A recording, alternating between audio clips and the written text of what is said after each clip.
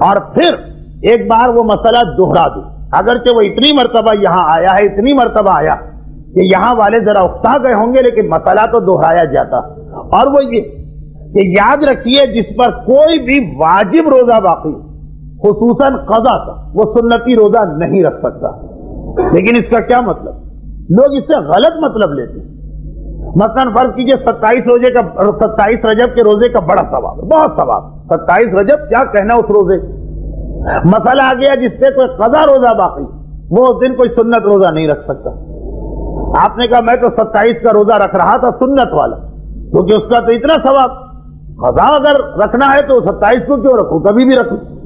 یعنی غلط فہمی یہ ہو گئی کہ 27 رجب کے روزے کا ثواب اس کو ملے گا کہ جس پر جو سنت کی نیت سے رکھے۔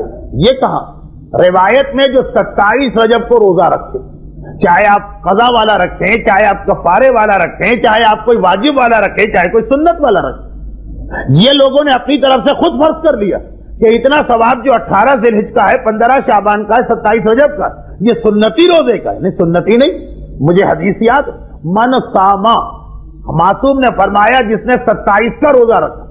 کون سا روزہ 27 کا؟ یہ پابندی نہیں لگائی، جو روزہ بھی آپ 27 کا رکھے وہی ثواب آپ کو ملے گا۔ چنانچہ اگر کسی پہ قضا روزہ ہے، کیونکہ میں نے لوگوں کو واقعاً یہ دیکھا کہ آدھا مسئلہ سن لیا کہ قضا ہے تو سنت نہیں رکھ سکتے، تو آپ کیا کرتے ہیں، تو قضا تو رکھتے ہی نہیں ہے، سنت بھی نہیں رکھتے، کیونکہ تصور ہے کہ 18 ذی الحجہ کا ثواب سنتی میں ملے گا۔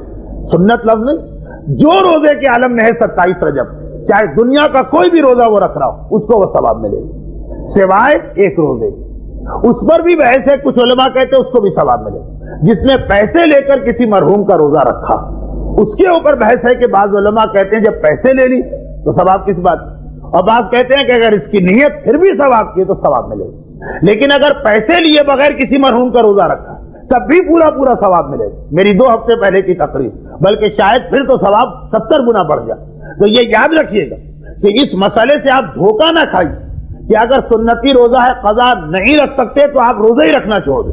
ارے پھر تو ایک سیکنڈ میں 2 مزے آپ کو مل رہے ہیں کہ ایک ثواب کا ثواب مل رہا ہے، دوسرا واجبات میں سے ایک روزہ کم ہوتا چلا جا رہا۔ اب جیسے عورتوں میں سے کون سی عورت ایسی ہے جس پہ یہ مسئلے کا اطلاق نہ ہوتا؟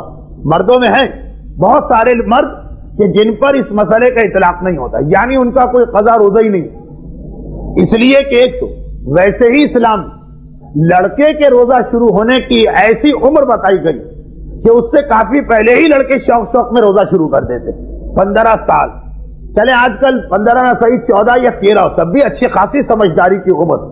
لڑکیوں کی ایک تو عمر اتنی کم ہے، 9 سال میں روزہ شروع کرا دے، اسے بھی 11-12 سال میں بہت شوق ہو جائے گا، لیکن 9 سال تو ایک تو اس وجہ سے کئی روزے قضا ہوتے ہیں۔ بہت کم لڑکیاں معاشرے میں آپ کو ملیں کہ جنہوں نے 9 سال سے ایسے روزے رکھے کہ ایک روزہ نہ چھوڑا نہ توڑا، اس لیے کہ کبھی خاندان کے دباؤ سے رکھا تو جاتا، لیکن اللہ نے پھر حمام کیوں بنائے، نل بھی ہے، پانی بھی سکتے۔ وہ تو بہت سی جب سمجھدار ہوتی ہیں تو ہم لوگوں کو خط لکھ کے مسئلہ پوچھا جاتا۔ تو اب مسئلہ یہ کہ اکثر عورتوں پہ قضا اس لیے کہ ان بیچاریوں پر اتنا پہلے روزے کا بوجھ ڈال دیا گیا کہ وہ اس وقت سمجھدار نہیں ہوتی کہ ہم کیا عبادت کر رہے ہیں، ناسمجھی ہوتی۔ اگر سمجھدار ہو تو جیسے لڑکے 12 سال 11 سال میں اکثر گھرانوں کے لڑکے شروع ہو جاتے، بلکہ بعض اوقات ناراض ہوتے ہیں کہ ہمیں کیوں نہیں روزہ رکھوایا گیا، کیوں نہیں شہری میں اٹھایا گیا۔ لیکن وہ 9 سال کی عمر تو بہت کم، اس میں شوق ہوگا 2 راتوں کا، 4 راتوں کا، 6 راتوں، اس لیے وہ والے روزے قضا۔ اور پھر باقی تو ہر چیز کہنے کی نہیں، کچھ فطری طور پر اللہ نے عورتوں کو ایسا بنایا کہ بچپنے میں اگر بچپنے کی وجہ سے چھوڑ تو جوان ہو کر جوانی کی نجاست کی وجہ سے کچھ روزے چھوٹ جاتے، وہ چھوٹ تو جاتے مگر معاف تو نہیں، ان کی قضا تو کرنا۔ تو اب یہ کتنا بہترین موقع کہ ایک تو پورا رجب ویسے ہی سنت ہے روزہ، 27 رجب یا 13 رجب یا مثلا پہلی رجب کا ثواب دیکھ کے یہ نہ سمجھیے کہ یہی 4-5 روزے، رجب کی ہر تاریخ کا ثواب، ہر تاریخ۔ پھر دوسری بات کہ اس بہانے کتنے قضا ادا ہوں گے۔